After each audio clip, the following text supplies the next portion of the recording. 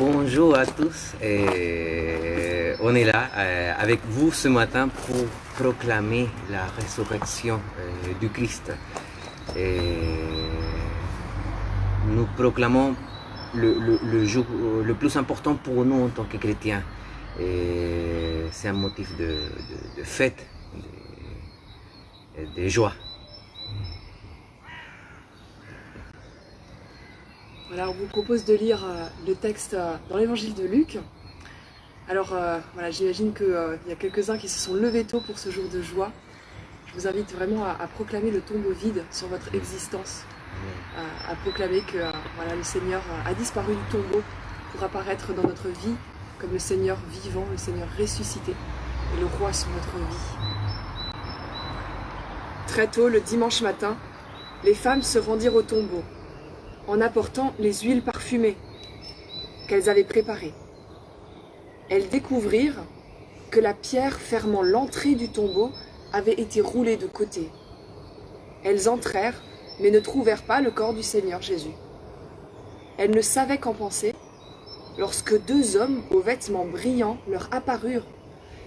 Comme elles étaient saisies de crainte et tenaient leur visage baissé vers la terre, ces hommes leur dirent: « Pourquoi cherchez-vous parmi les morts celui qui est vivant?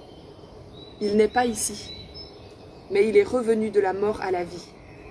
Rappelez-vous ce qu'il vous a dit, lorsqu'il était encore en Galilée. Il faut que le Fils de l'homme soit livré à des pécheurs, qu'il soit cloué sur une croix, et qu'il se relève de la mort le troisième jour. » Elles se rappelèrent alors les paroles de Jésus.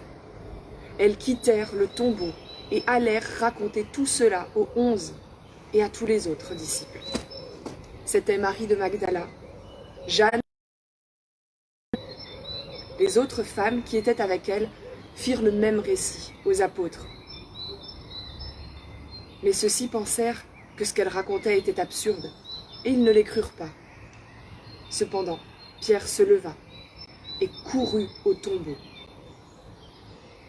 Il se baissa et ne vit que des bandes de lin. Puis il retourna chez lui, très étonné de ce qui s'était passé. Et je vous invite à la prière. Merci Seigneur, parce que nous pouvons voir dans ta parole que tu as cherché une amitié avec nous. Et pour ça, tu as donné à ton Fils unique, Jésus. Et nous pouvons proclamer ce matin qu'il est vivant. Et qu'il est vivant en nous, mais aussi il est vivant dans les cieux avec toi. Et merci parce que nous pouvons avoir le salut en lui. Je te demande la force pour proclamer cette bonne nouvelle à tout le monde, pour proclamer ton évangile, l'évangile du salut, pour proclamer toujours la résurrection du Christ. Et merci aussi parce que notre vie, parce que nous avons l'espoir d'une vie en plénitude. Amen. On avait à cœur de partager aussi un des chapitres qui parle le plus clairement de la résurrection dans la Bible. C'est le chapitre 15 de la première lettre aux Corinthiens. Pas toujours évident d'être bien au clair sur ce que c'était que la résurrection. Et c'est étonnant de voir à quel point déjà du vivant de Paul, il y a des trafiquants doctrinaux qui voulaient dire des choses bizarres sur la résurrection et en fait qui avaient soit du mal à y croire, soit qui ne croyaient pas du tout et qui voulaient faire semblant d'y croire. Voilà. Et Paul, parmi tout le monde, d'accord, je sais pas, mais en tout cas, il a exprimé ce qu'était réellement la foi chrétienne, qui est une folie, qui est un scandale, et qui en même temps est est vraiment le cadeau de la part de Dieu et qui doit se recevoir comme tel, aussi incroyable ce soit. Frères, je désire vous rappeler maintenant la bonne nouvelle que je vous ai annoncée, que vous avez reçue et à laquelle vous êtes fermement attachés. C'est par elle que vous êtes sauvés si vous la retenez telle que je vous l'ai annoncée. Autrement, vous auriez cru inutilement. Je vous ai transmis avant tout cet enseignement que j'ai reçu moi-même. Le Christ est mort pour nos péchés, comme l'avaient annoncé les Écritures. Il a été mis au tombeau et est revenu à la vie le 3e jour, comme l'avaient annoncé les Écritures. Il est apparu à Pierre, puis aux 12 apôtres. Ensuite, il est apparu à plus de 500 de ses disciples, à la fois. La plupart d'entre eux sont encore vivants, mais quelques-uns sont morts. Ensuite, il est apparu à Jacques, puis à tous les apôtres. Enfin, après eux, il m'est apparu à moi, bien que je sois pareil à un être né avant terme. Je suis en effet le moindre des apôtres. À vrai dire, je ne mérite même pas d'être appelé apôtre, car j'ai persécuté l'Église de Dieu. Mais par la grâce de Dieu, je suis ce que je suis, et la grâce qu'il m'a accordée n'a pas été inefficace, au contraire. J'ai travaillé plus que tous les autres apôtres, non pas moi en réalité, mais la grâce de Dieu qui agit en moi. Ainsi que ce soit moi, que ce soit eux, voilà ce que nous prêchons, et voilà ce que vous avez cru. Nous prêchons donc que le Christ est revenu d'entre les morts. Comment alors quelques-uns d'entre vous peuvent-ils dire que les morts ne se relèvent pas? Si tel est le cas, le Christ n'est pas non plus ressuscité. Et si le Christ n'est pas ressuscité, nous n'avons rien à prêcher, et vous n'avez rien à croire. De plus, il se trouve que nous sommes de faux témoins de Dieu, puisque nous avons certifié qu'il a ressuscité le Christ. Or, il ne l'a pas fait, s'il est vrai que les morts ne ressuscitent pas. Car si les morts ne ressuscitent pas, le Christ non plus n'est pas ressuscité. Et si le Christ n'est pas ressuscité, votre foi est une illusion et vous êtes encore en plein dans vos péchés. Il en résulte aussi que ceux qui sont morts en croyant au Christ sont perdus. Si nous avons mis notre espérance dans le Christ uniquement pour cette vie, alors nous sommes les plus à plaindre de tous les hommes. Mais en réalité, le Christ est revenu d'entre les morts, en donnant ainsi la garantie que ceux qui sont morts ressusciteront également. Car de même, la mort est venue par un homme, de même la résurrection des morts vient par un homme. Tous les hommes meurent parce qu'ils sont liés à Adam, de même tous recevront la vie parce qu'ils sont liés au Christ. Mais chacun a son propre rang, le Christ, le premier de tous, puis ceux qui appartiennent au Christ au moment où il viendra. Ensuite arrivera la fin, le Christ détruira toute autorité, tout pouvoir et toute puissance spirituelle, et il remettra le royaume à Dieu le Père, car il faut que le Christ règne jusqu'à ce que Dieu ait contraint tous les ennemis à passer sous ses pieds. Le dernier ennemi qui sera détruit, c'est la mort. En effet, il est écrit, Dieu lui a tout mis sous les pieds. Mais il est clair que dans cette phrase, le mot mort, le mot tout n'inclut pas Dieu qui soumet toutes choses au Christ. Lorsque toutes choses auront été soumises au Christ, alors lui-même, le Fils, se soumettra à Dieu, qui lui aura tout soumis.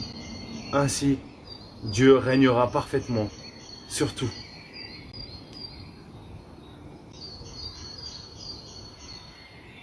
Ben nous on aime ce texte, hein. On aime beaucoup ce texte. On va essayer de continuer la lecture là, à partir du verset 29. Mais déjà c'est fou donc de voir cette contestation dans l'église des Corinthiens sur différents points, soit la résurrection du Christ, soit la résurrection des morts, alors qu'en fait tout est lié. La résurrection du Christ, c'est le cadeau de Dieu pour attester que notre résurrection est possible. Dans le judaïsme de l'époque, il y avait déjà des gros combats pour savoir s'il ressuscitait, puisque parmi les juifs, il y avait des juifs qui étaient convaincus que Dieu ressusciterait les morts, et qui avaient compris comme ça les livres des prophètes, comme ça les paroles de Daniel, comme ça l'espérance de l'Ancien Testament et même les paroles des psaumes. Et puis il y avait des juifs qui disaient non, c'est pas possible. En fait, quand on est mort, on est détruit dans un séjour permanent où on ne voit rien. En fait, on est dans une espèce de coma artificiel éternel, quoi. Et la résurrection de Jésus, en fait, elle signe pour les Juifs qui croyaient en la résurrection que ah oui, c'est exactement ça qu'on croyait. Et la preuve, c'est que Dieu a commencé à le faire en Jésus. Dieu a commencé à le faire dans ce Messie. Il a commencé à faire ce que nous croyons et ce que nous avions vu et lu dans l'Ancien Testament, en fait, dans l'Écriture tout court. Et ça, c'est fou parce que en fait, ce peuple qui avait en dépôt la foi en Dieu avait aussi ça dans sa croyance. Et ils attendaient en fait que ça émerge. Et c'est arrivé en Jésus, quoi. Et nous, on veut se réjouir de ça, on veut se réjouir parce que je sais pas si vous pensez qui se sont endormis dans la mort, si vous pensez à des gens que vous aimez, et si vous pensez à des gens que vous qui sont décédés récemment ou il y a longtemps, l'expérience chrétienne, c'est que tous ceux qui se sont endormis en Christ, tous ceux qui se sont endormis avec la foi en Christ, se réveilleront pour la vie éternelle. Et c'est clair, net et précis, et quel que soit l'âge des personnes auxquelles on pense, si nous pensons à une grand-mère, ou si nous pensons à un enfant, si nous pensons à quelqu'un que nous avons perdu récemment, la foi chrétienne, elle est fondamentale. C'est que nous croyons que ceux qui se sont endormis en Christ sont appelés à la vie éternelle et que nous les reverrons dans la vie éternelle. C'est une certitude pour nous. En même temps, c'est un message qui change profondément la vie. Et moi j'ai une pensée pour tous ceux qui ont des doutes, en fait. Peut-être qu'il y a des personnes qui regardent cette vidéo et qui regardent cette fête de Pâques en se disant « Ouais, c'est beau, mais je doute. Mais comment c'est possible? Moi, je vois plutôt les gens mourir autour de moi. Je vois pas... pour l'instant, j'ai pas vu de ressusciter. Moi, je m'adresse à toi qui a des doutes. C'est normal d'avoir des doutes. Les femmes ont eu des doutes près du tombeau. Elles en revenaient pas. Et Pierre, encore plus, quand il a entendu les femmes, il s'est dit qu'elles déliraient totalement. Il a eu des doutes. C'est normal de douter quand en fait c'est le réel. Et en fait, dans ce message de la résurrection, dans cette résurrection, Dieu est en train de nous dire, moi je prends le réel, je prends tout ce que tu connais, tout ce que tu as de plus sûr, et je le retourne. Je le retourne complètement. Ouais, t'es sûr que tu vas vers la tombe? Ah ouais, moi j'en suis sûre, on va tous vers la tombe. T'es sûr de ça? Et en même temps, moi je te dis, bah non. La vie, je te l'offre, je te la donne, et je te la donne en Jésus-Christ. Et même la mort ne peut pas le capturer. Même la mort ne peut pas avoir le dernier mot. Parce que Dieu est le plus fort, Dieu est le plus puissant. Alors oui, c'est une foi, c'est parfois une foi au-delà de ce qu'on voit, même surtout une foi au-delà de ce qu'on voit. Mais c'est une foi qui est incroyablement puissante. Et si on choisit de regarder malgré, si on choisit la foi malgré nous tous, si on choisit vraiment cette vie que nous offre Jésus, eh ben, c'est là qu'on va commencer à voir les miracles. Parce qu'on voit ce qu'on croit. Alors moi, je t'invite vraiment, à toi qui doutes, je t'invite vraiment à fermer les yeux et à dire au Seigneur, et si c'était vrai? Et si c'était vrai tout ça? Seigneur, je veux commencer à le voir dans ma vie.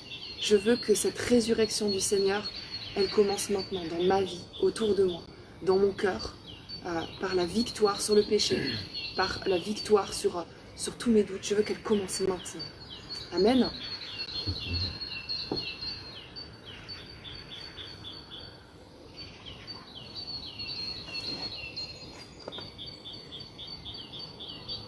Voilà, le jour commence tranquillement à se lever. Le soleil va bientôt monter dans le ciel. Je ne sais pas quelle vue vous avez, si vous avez ouvert la fenêtre, si vous êtes sur votre balcon. Mais je vous invite à prier tous ensemble et à penser à tous les frères et sœurs. Je ne sais pas si on est très très nombreux à s'être levés hyper tôt, mais en tout cas, vraiment à penser à toutes ces personnes, même ceux qui sont restés dans leur lit qui ont fainéantisé. Voilà, je vous invite vraiment à prier et à penser à la communion qui nous lie, parce qu'on va ouvrir cette journée vraiment sur le thème de la communion aussi, sur le thème de cette Église qui est rassemblée en Jésus, même si là, on ne se voit pas les uns les autres. Je vous invite à prier. Père éternel, tu nous as offert un cadeau immense, un cadeau qu'on ne peut pas calculer, dont on ne peut même pas faire le tour avec notre intelligence. Tu nous as offert ton Fils. Et ce Fils est devenu notre frère. Ce Fils, il a vécu solidaire avec nous jusque dans la mort. Et pas une mort tranquille dans un lit, une mort atroce. La mort la plus atroce qu'on puisse connaître. Seigneur, il y a beaucoup de personnes qui en ce moment, peut-être déjà, sont en train de partir, peut-être dans l'angoisse, ou de voir un proche partir, dans l'angoisse, dans la peur. Mais Père, tu as donné ton Fils pour que nous sachions que tu connais la mort, que tu sais ce que c'est, que tu sais quelle angoisse peut nous saisir dans ces moments-là. Mais tu l'as ressuscité, ce Fils. Tu l'as ressuscité et tu l'avais annoncé, tu l'as fait. Et aujourd'hui, on est là, on se lève tôt pour proclamer que la vie est victorieuse sur la mort, que la vie est victorieuse sur nos angoisses, sur nos peurs, sur tout ce qui peut nous lier sur terre. Nous voulons proclamer avec la grande communion de tous ceux qui ont placé leur regard en toi. Nous voulons proclamer que Jésus-Christ est vivant ce matin. Jésus-Christ est vivant dans nos vies. Il est le Seigneur, le Sauveur, celui qui siège à la droite de toi, le Père. Et il est aussi cet ami qui nous accompagne. Il est celui qui a envoyé l'Esprit avec le Père pour que nous soyons l'Église.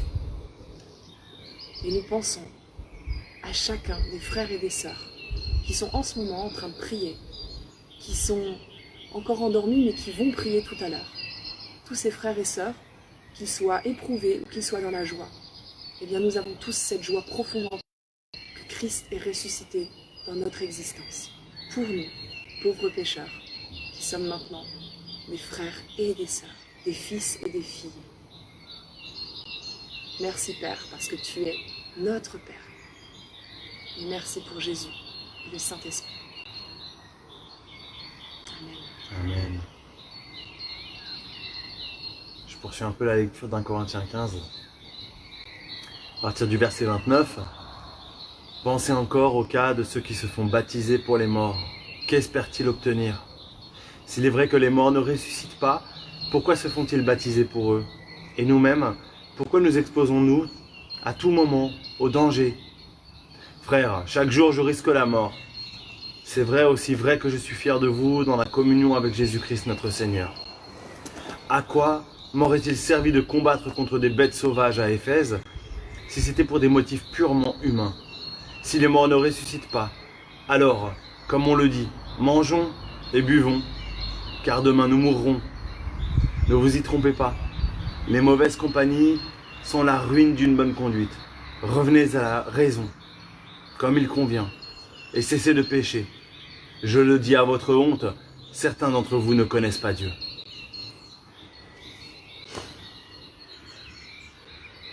C'est vraiment avec douleur que Paul a dû écrire ça. Il a dû écrire ça en pleurant, il a dû écrire ça vraiment avec des larmes, parce que d'écrire à une communauté chrétienne que peut-être qu'au milieu d'elle, il y a des gens qui ne connaissent pas Dieu, qu'il y a des gens qui parlent en fait à tort et à travers, qu'il y a des gens qui parlent sans raison en fait. C'est difficile, c'est douloureux, et si on a l'impression que Paul c'est espèce de gladiateur de la foi, moi je suis sûr qu'on se trompe. Moi je lis cette réalité de l'apôtre qui veut enseigner la vérité et qui est contraint, forcé, obligé de dire que dans les communautés qu'il rencontre, dans les communautés chrétiennes, il y a des gens qui ne connaissent même pas Dieu. C'est plus loin que s'il disait simplement oui, malheureusement, certains de nos frères se trompent sur des points de doctrine, c'est pas très grave. Non, il dit, en fait là, il y a des gens qui ne connaissent même pas Dieu au milieu de vous. Et c'est déjà dur, c'est déjà dur quand au sein d'une église, on se retrouve finalement à pas être d'accord sur certaines doctrines. On achoppe et tout ça, on n'est pas totalement d'accord sur l'interprétation de l'écriture. C'est pas facile à vivre.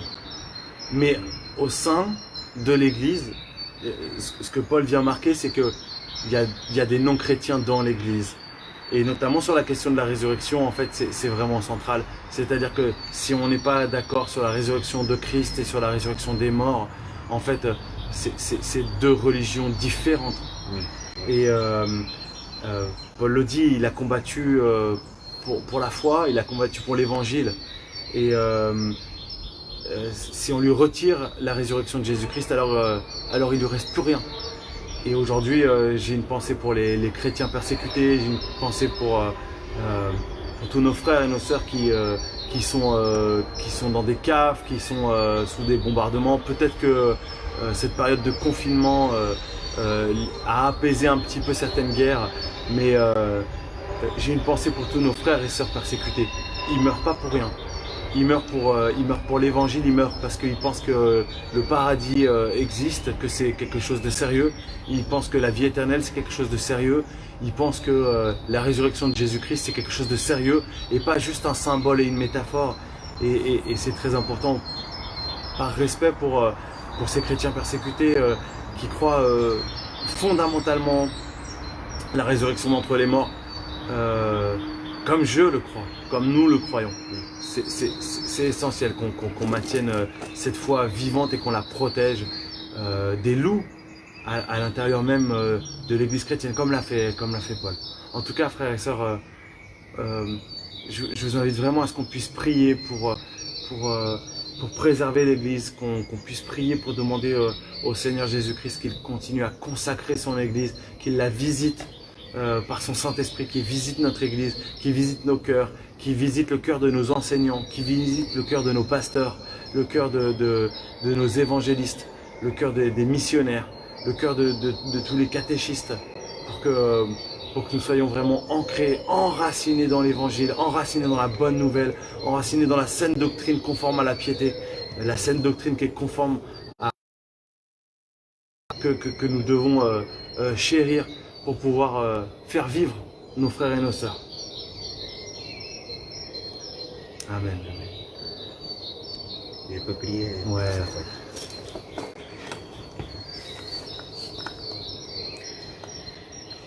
Seigneur, dans cette prière, nous voulons prier pour tous ceux qui ne croient pas dans la résurrection de Jésus ou des morts. Tu as dit dans ta parole, tu as parlé d'une nouvelle naissance. Chaque personne, pour connaître la vérité, pour avoir une vraie foi, a besoin de cette nouvelle naissance. Je te demande l'action de ton esprit, de ton Saint-Esprit sur la vie de chaque personne qui a des doutes ou qui ne croit pas dans la résurrection. Et je te demande aussi la force pour nous, en tant que pasteur, pour prêcher la vérité, pour prêcher ton évangile fidèlement, pour prêcher une bonne doctrine. Comme ça, les paroissiens peuvent entendre ta parole révélée, peuvent vivre une vie en plénitude, une foi solide, ancrée en Christ. Au nom de Jésus, Amen. Amen.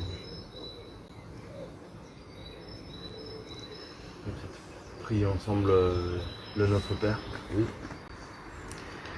Notre Père, qui es aux cieux, que Que ton ton nom nom soit soit sanctifié, sanctifié, que ton règne vienne. ta volonté volonté soit faite sur la terre comme au ciel. Donne-nous aujourd'hui notre pain de ce jour. Pardonne-nous nos offenses, comme nous pardonnons aussi à ceux qui nous ont offensés. Ne nous soumets pas à la tentation, mais délivre-nous du mal.